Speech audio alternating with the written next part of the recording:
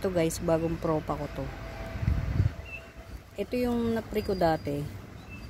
Yan, napre ko yan dati. Bali, 4 lang na dahon nito. Ito yung pinaka old leaf. Hindi ko siya masyadong gagalawin. Ito yung pinaka old leaf. Yan. Tapos, pangalawa, pangatlo, pang-4. Yan. Ito yung napre ko dati na sabi nila. Sabi nung na anuhan ko, sugar monster.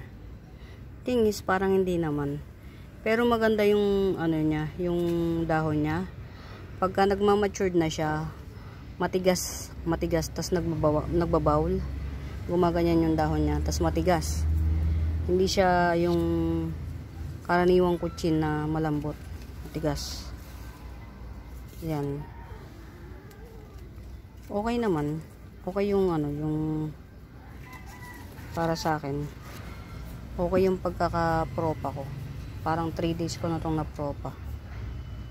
So far so good. Okay yung pagka-propa ko. Hindi siya masyadong naharas.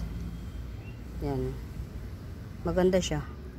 Baka ma-flex ko to as 150 kasi nag-mutate siya ng full red eh. Yun.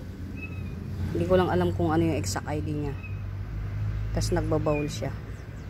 Yan. Okay na.